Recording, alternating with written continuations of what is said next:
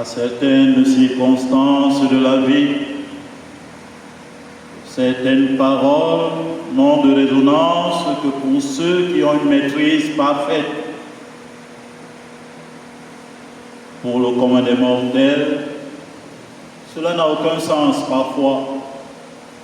Pour d'autres encore, c'est des paroles du quotidien de la routine. Imagine un instant celui sur qui tu as mis ton espoir, ton mari, ton grand frère qui est en Europe et qui s'occupe de toi continuellement et de façon permanente. Ton fils bien-aimé qui est là à la maison et qui fait la fierté de toute une famille. Et qu'à un moment donné, il commence à tenir un discours d'adieu. Le trouble s'installe. Il faut avoir une dose assez mature de maturité pour pouvoir entrer dans les méandres de ce qu'il veut te faire comprendre. Jésus vient de dire à ses disciples, l'un parmi vous va me trahir.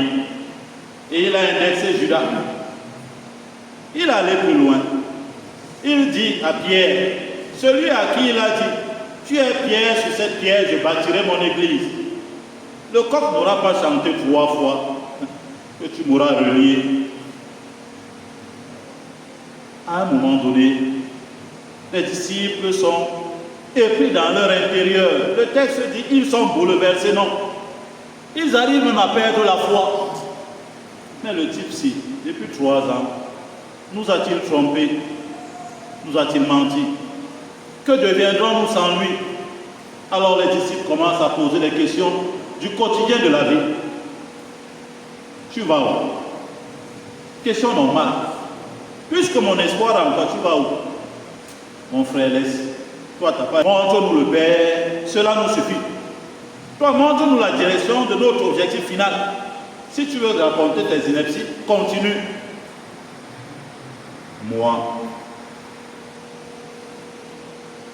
si vous croyez en Dieu, croyez aussi en moi. Et c'est ce vers quoi nous tous chrétiens, nous avons mis notre foi et notre espérance. En cette croyance que le Christ ne peut ni se tromper, ni nous tromper. Et dans cette vie de tous les jours, Dieu nous enseigne, dimanche dernier, il disait, je suis la porte. Je suis cet élément qui te donne la liberté d'entrer et sortir comme tu veux. Mais cette porte-là, le berger qui est à l'intérieur connaît ses brebis. Et si tu es de sa bergerie, aucun tourment ne peut te mettre en branle. Mais les tourments, nous les avons tous les jours de notre vie. Et la première lecture en fait cas. Voilà que Pierre et les disciples sont épris devant une situation concrète de la vie. La discrimination dans la communauté. Les veuves se plaignent. Déjà qu'elles sont diminuées. Même si ce qui leur revenait de droit, on ne le leur donne pas. Sur le partage, parfois à table, parfois dans les réunions, parfois dans nos familles, ils se posent les mêmes problèmes. Et à ce moment, chacun d'entre nous entre dans cette maladie, le bouleversement. Que font les disciples?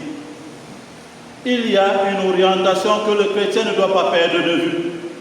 Quelles qu'en soient les vicissitudes de ma vie, je dois garder en fond l'objectif qui ne peut pas se détourner de quelque chose que ce soit, même si ce sont les vicissitudes de la vie sociale. Que disent les disciples? Il n'est pas bon que moi prêtre, toi futur prêtre, toi père de famille, toi baptisé, que tu délaisses la parole de Dieu et la prière pour des choses de second rang et de second rôle. Il faut faire la part des choses. Quant à nous, nous nous occupons de ce pourquoi nous sommes sortis depuis 9 ans, nous sommes entrés au séminaire. Nous sommes là pourquoi? Pour annoncer la parole de Dieu et apprendre à la population à prier. Voilà ce pourquoi nous sommes sortis. Nous avons longtemps duré sur les bancs pour cela. S'il y a des problèmes de société, donnons l'opportunité à certains d'entre nous de s'en occuper. L'élection des diacres, bien-aimés de Dieu. Est-ce que l'appel de Dieu est un tout repos? Non. Est-ce que l'appel de Dieu est un fourre-tout où chacun fait ce qu'il a à faire comme il veut et comme il veut? Non. Les disciples remettent les pendules à l'heure. Monsieur, quel est ce que tu as choisi? et quel est le but que tu t'es fixé. Si tu t'abstiens à devenir prêtre, futur prêtre, alors l'obstination première et finale de ta vie doit être l'annonce de la parole de Dieu et la prière. À ce moment, Philippe n'entend pas ces mots. Les disciples sont tous bouleversés et ils se posent bien la question, où irons-nous? Mais Jésus leur assure, si tu crois en moi, si tu sais que je vais vers le Père et le Père est en moi, quel qu'en soit ce que tu le feras dans la quiétude et tu ne seras pas bouleversé. Jésus qui va à la mort, il n'est pas bouleversé parce qu'il sait que cette mort prépare à chaque chrétien que nous sommes une place de choix. La mort pour lui n'est pas un destin fatal. La mort pour lui n'est pas une finitude. La mort pour lui est l'ouverture par laquelle il donne à chacun d'entre nous, comme Pierre le dit dans la deuxième lecture, à la nation sainte, au peuple royal, au sacerdoce choisi, à chacun d'entre nous. Il veut préparer une place, mais pour qu'il nous prépare cette place, il faut bien qu'il disparaisse à nos yeux pour nous ouvrir la divinité qu'il a annoncée depuis son incarnation. Bien-aimés du Seigneur, nous, à qui Dieu s'adresse aujourd'hui, nous, futurs prêtres, nous, prêtres, nous baptisés, nous, la race choisie, le sacerdoce royal, nous à qui Dieu a donné le privilège, dans les moments les plus troubles, de garder la quiétude parce qu'il est avec nous, à nos côtés, jusqu'à ce que le monde revienne. C'est à nous que Dieu dit aujourd'hui, si tu gardes le calme dans les tempêtes, si tu reconnais en moi le chemin, la vérité et la vie, la finale de l'évangile de dimanche dernier revient, tu auras la vie et la vie en abondance. Si tu te détournes de cela et penses qu'à un moment donné, je ne suis plus ton chemin, ni ta vérité, ni ta vie, alors ta perdition est à tes pieds et tu pourras te retrouver là où il y a les pleurs et les si je savais. Bien-aimé de Dieu, c'est comme si Dieu nous disait ce dimanche que regardons chacune de nos vies et que chacun prenne le miroir du chemin de la vérité et de la vie de Jésus, qu'il le mette au-devant de lui. Si je suis triste, c'est parce que je n'ai pas assez confiance en Dieu.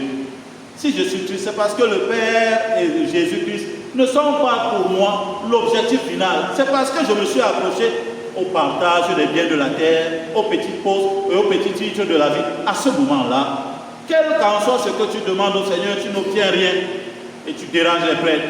Mon Père, ma vie ne donne pas. Mon Père, je prie, ça ne donne pas. Mon Père, ça fait 9 ans que j'ai demandé à Philippe. Mais qu'attends-tu de Dieu? Philippe, il y a longtemps je suis avec vous et tu ne le sais pas. Il y a longtemps Jésus marche à tes côtés et tu ne le comprends pas. Un vieux prêtre, très fier de lui, voit comment les jours avancent et il atteint la cinquantaine de sacerdoce. À un moment donné, il se retourne et dit au jeune prêtre, mon Père, notre vie, ce n'est pas facile. C'est comme si plus tu grandis, plus ta foi diminue. L'incertitude toque à ta porte et tu commences à trembler. Et il continue. Quand j'étais jeune, je courais dans tout le diocèse. Aujourd'hui, je me demande si je peux partir d'un point A à un point B. Quand on arrive ici en première année, la foule, la joie, la force, en toute matière que ce soit, ça se définit. Plus les années avancent, plus la parole du Dieu se fait sentir. Qui est ton chemin? Qui est ta vérité? Et qui est ta vie? Si c'est Jésus-Christ, même quand tu seras bouleversé de savoir que non, on est en train de déchirer mon nom là-bas en haut lieu, sois calme, mon frère. Dieu conduit ton bateau.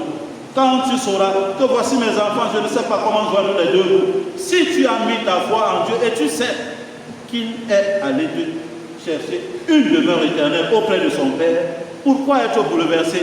Pourquoi trembler? Pourquoi à un moment donné, les biens éphémères du monde nous tiennent par le cou?